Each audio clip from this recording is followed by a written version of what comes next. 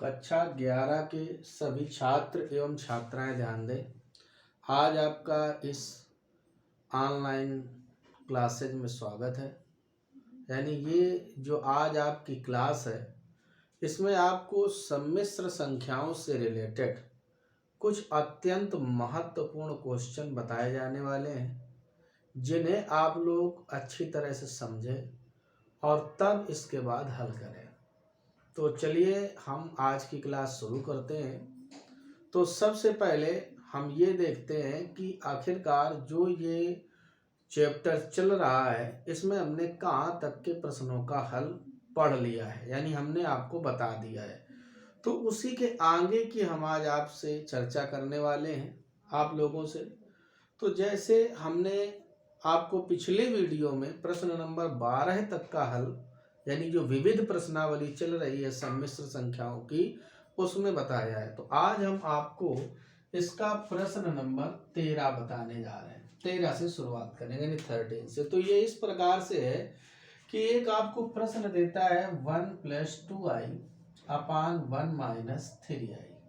कहता है इसका मापांक और इसका कोणांक ज्ञात करो। कोई बात नहीं, तो ध्यान देते हैं हम इसके मापांक और कोणांक पर।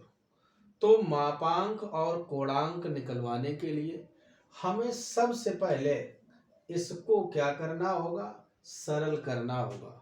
सरल करते करते इस प्रश्न को a + ib के रूप में लाना होगा, और जब a + ib के रूप में मिल जाए तो बस ध्रुवीय रूप में मान लेंगे और तुलना करा लेंगे।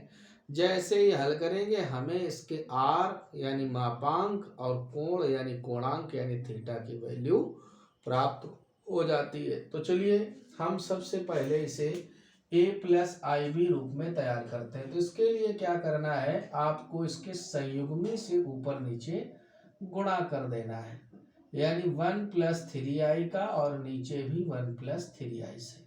तो आप समझते हैं कि ऊपर तो एक कोष्ठ में 1 + 2i और इंटू 1 + 3i हो जाएगा।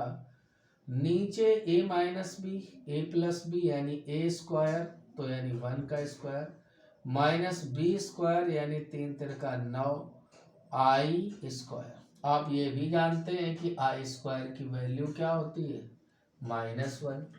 तो अब अगर हम इन सब का ध्यान देंगे, फिलहाल ऊपर भी गुणा कराएंगे, तो 1 का 1 से तो 1 + 3i से तो 3i + 2i का 1 से होगा तो +2i और इससे होगा तो +2 × 3 = 6 i × i² और नीचे ध्यान दें 1 तो 1 है और ये माइनस माइनस क्या हो जाएगा, प्लस, क्योंकि i² की वैल्यू -1। अब ध्यान दें ऊपर भी ये माइनस का 6 हो जाएगा तो 1 - 6 + 5i होल अपान 10। तो यहाँ पर बचेगा -5/10 + 5/10 × i। यानी अगर हम सरल करें तो -1/2 + 1/2i। हमने ये देखा कि जो हमें प्रश्न दिया था उसको जब हमने सरल किया तो ये हमें मिल गया a + ib रूप। कौन सा रूप, a यानी वास्तविक अलग + ib यानी काल्पनिक अलग। अब हम यहाँ से मान लेंगे, माना -1/2 + 1/2 × i बराबर। अब इसके बराबर क्या हमें मानना है, वही ध्रुवीय प्रारूप यानी r cos θ + i sin θ। तुलना करेंगे, किसकी किससे करेंगे तुलना, वास्तविक की वास्तविक से और काल्पनिक की काल्पनिक से। तो जैसे ही हम तुलना करेंगे तो हमें पता है r cos θ हमें क्या मिलेगा, -1/2 और r sin θ क्या मिलेगा, 1/2। हमें ये दोनों प्राप्त हो चुके हैं। इनको हम डाल दें समीकरण नंबर 1 और समीकरण नंबर 2। अब हम क्या करेंगे, हम इनका वर्ग कराएंगे, यानी समीकरण नंबर कौन कौन से, समीकरण नंबर 1 तथा 2 को क्या करके, वर्ग करके जोड़ने पर वर्ग करके जोड़ने पर। तो देखते हैं, जब हम वर्ग करके जोड़ेंगे तो ये क्या हो जाएगा, r square cos square theta plus r square sine square theta बराबर क्या होगा, इसका वर्ग होगा तो 1/4 और इसका वर्ग होगा तो 1/4।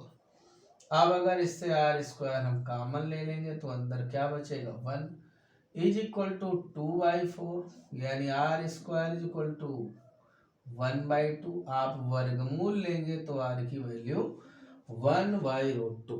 तो हमें एक आंसर तो मिल गया क्या, यानी इसलिए अगर हम बात मापांक की करें तो मापांक तो हमें मिल गया कितना, 1/√2, यानी आधा काम इस प्रश्न का हो गया, बल्कि आधे से ज्यादा हो गया।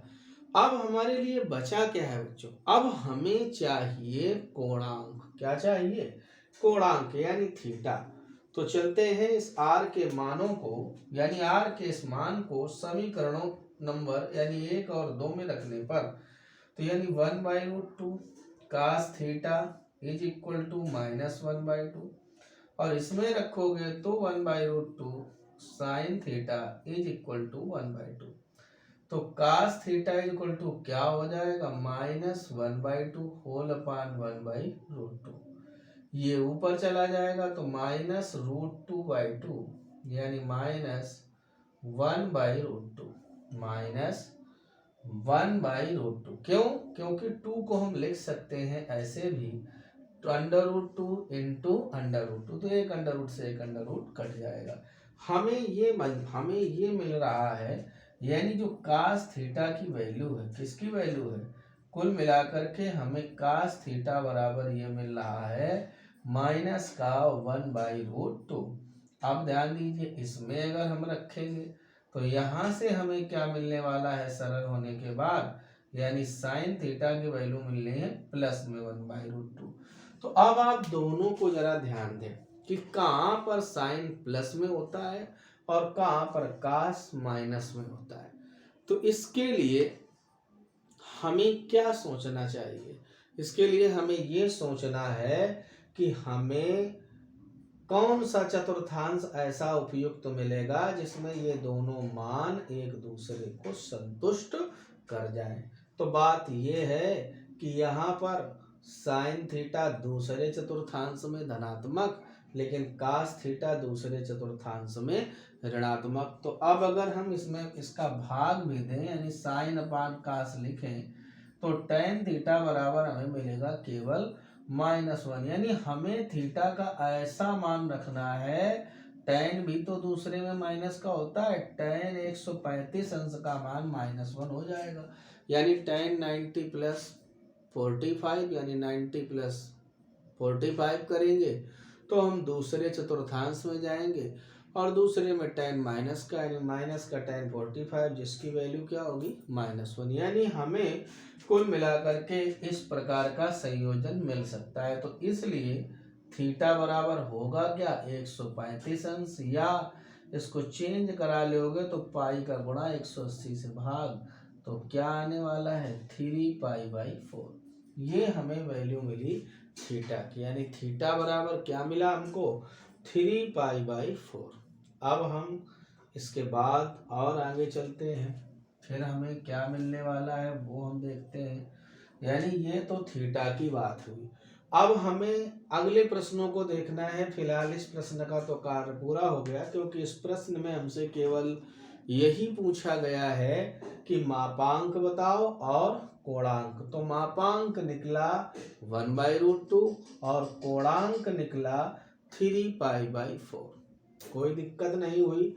तो हमने ये ध्यान दिया कि हमने सबसे पहले किया क्या, हमने सबसे पहले ये किया कि प्रश्न नंबर जो 13 था उसको हमने 1 + 2i को अपान 1 - 3i को हमने पहले संयुग्मी से इसके गुणा कराया।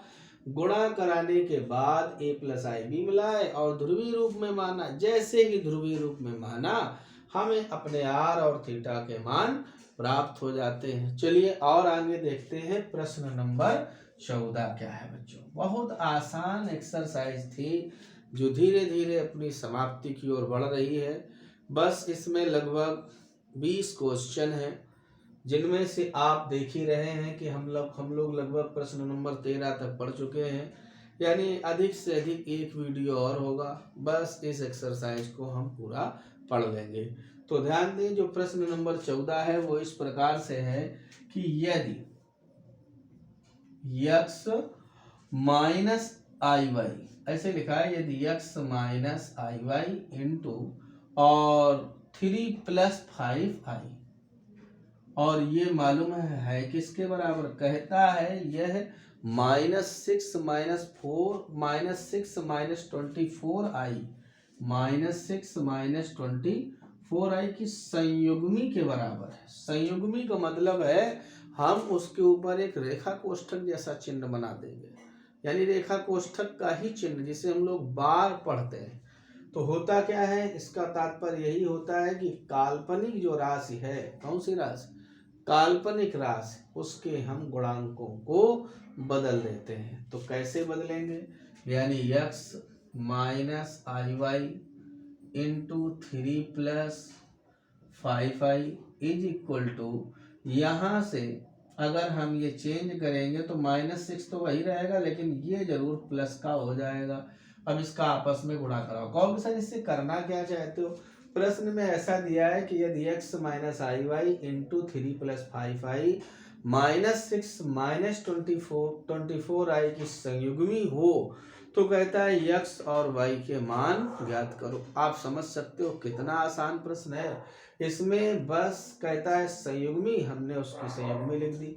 अब आपको पता है कि हम इसका आपस में गुणा कराएंगे और बाद में वास्तविक की तुलना वास्तविक से और काल्पनिक की तुलना काल्पनिक से करने वाले हैं। तो जैसे ही गुणा होगा तो क्या मिल जाएगा? 3x, इससे गुणा होगा तो क्या हो जाएगा? 5x into i minus 3i y, और ये minus plus minus 5i square y बराबर -6 प्लस 24i।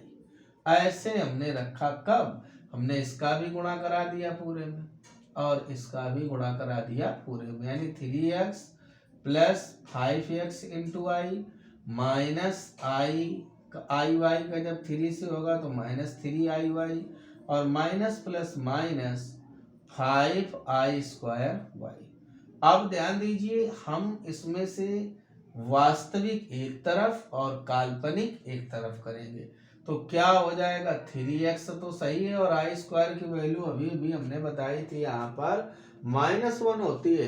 तो जैसे ही हम यहाँ पर रखेंगे तो -5i स्क्वायर की जगह -1 इंटू आई, और ये क्या है, अगर इनसे i कॉमन ले लें तो क्या बचेगा? 5x माइनस 3y, और बराबर में क्या है? -6 प्लस 24i।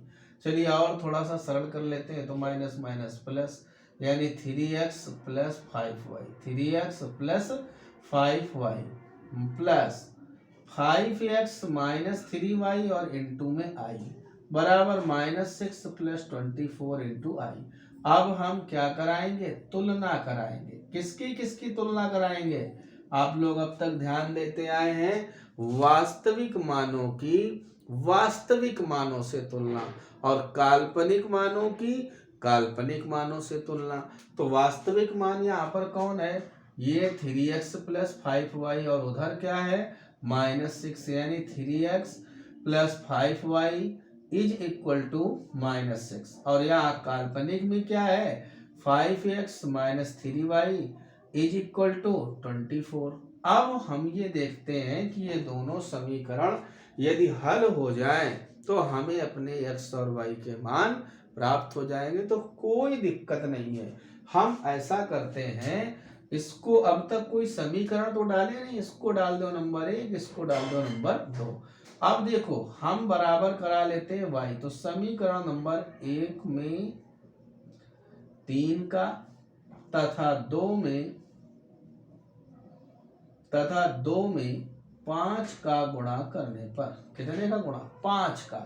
तो चलिए कराइए उसमें 3 का। तो 3 तिरका 9x धन 3 पंचे 15y बराबर ऋण 3 छक्का 18। अब इसमें जब 5 का कराएंगे तो पचम 25x ऋण 5 तिहाई 15y बराबर 24 पंचे 120। तो ये इससे कैंसिल। 25 और 9 मिलके क्या हो जाएंगे 34x बराबर 120 में अगर 18 घटेगा तो 102। हमें ये मिला 34x बराबर 102। अब अगर हम x की बात करना चाहें तो 34 से भाग दे देंगे तो हमें मिल जाएगा x की वैल्यू, यानी 34 तिरका 102। तो हमें किसका मान मिल गया, हमें x का तो मिल ही गया, बस यही दो चाहिए यानी x और y। तो बस y निकलवाने के लिए कोई असुविधा नहीं, x का यही मान उठा के कहाँ रख दो समीकरण नंबर 1 में। तो देखिए तब क्या होगा 3 और x की जगह 3 plus 5y is equal to -6, या हम ऐसा कह दें 5y इज इक्वल टू -6 -9, या 5y इज इक्वल टू -15, या y इज इक्वल टू -3। हमें अपने दोनों मान प्राप्त हो गए। तो ध्यान दीजिए बच्चों, अब तक जो हमने पढ़ा उसमें हमने ये ध्यान दिया कि हमने पहले प्रश्न नंबर 13 को देखा, उसके अपने हल प्राप्त किए। फिर हमने प्रश्न नंबर 14 को देखा, हमने उसके हल प्राप्त किए। तो जो प्रश्न नंबर 13 था उसको भी हमने ये ध्यान दिया कि जो भी आंसर हमें चाहिए थे वो उपलब्ध हो गए। अब प्रश्न नंबर 14 तो बहुत ही आसान था, उसमें हमें क्या करना था, बस जो समीकरण दिया था उसको उसकी संयुग्मी के सामने रखना था। कुछ नहीं, आपसी गुणा भाग हुआ, बाद में तुलना हुई, समीकरण बने, और इन समीकरणों को हल करने से हमें क्या मिला, इन समीकरणों को हल करने से हमें मिल गया x और y का मान। किसका किसका मान, x और y का। तो चलिए हमें उम्मीद है कि आप लोगों को ये प्रश्न दोनों जो हमने अभी आपको बताए वो संभवतः समझ में आए होंगे। तो अब हम आपको इसके आगे के अन्य प्रश्नों को हल करके बताते हैं। जैसे 14 के आगे जो आपका प्रश्न नंबर 15 है उसको भी आप लोग ध्यान से देखें। जो प्रश्न नंबर 15 है वो इस प्रकार से है कि 1 प्लस आई अपान 1 माइनस आई माइनस 1 माइनस आई अपान 1 प्लस आई, इस प्रकार से लिखा हुआ। और कहता क्या है, सबसे अहम बात तो ये कि इसमें भी मापांक ज्ञात करना है। क्या ज्ञात करना है, मापांक। तो देखो बच्चों, मापांक ज्ञात करने का वही तरीका है कि सबसे पहले तो इसे सरल कराइए। इसके लिए हमें एलसीएम लेना पड़ेगा। 1 माइनस आई 1 प्लस आई, इससे ये कैंसिल हो जाएगा। यहाँ पर 1 प्लस आई का होल स्क्वायर हो जाएगा और ये 1 माइनस आई का हो जाएगा।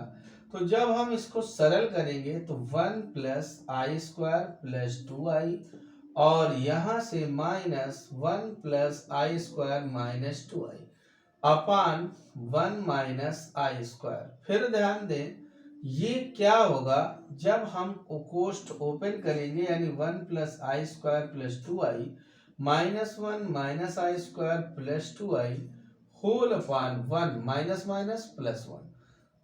ध्यान दीजिए ये सब कैंसिल हो जाएंगे, 4i मिलेगा, 4i अपान 2 यानी 1 2i। हमको क्या मिला, 1 2i। यानी अब अगर हम इसे ऐसा भी रख दें 0 प्लस 2i तो कोई खास बात नहीं, यानी हमने इसको सरल करके किसके प्रारूप में रखा, a प्लस आई बी रूप में। तो हमें a प्लस आई बी रूप नहीं चाहिए, हमें चाहिए मापांक। क्या चाहिए, मापांक। निकलवाने के तरीके तो दो होते हैं, लेकिन सबसे बेहतर वही है कि आप इसकी तुलना ध्रुवीय रूप से करा दें और r का मान निकाल लें।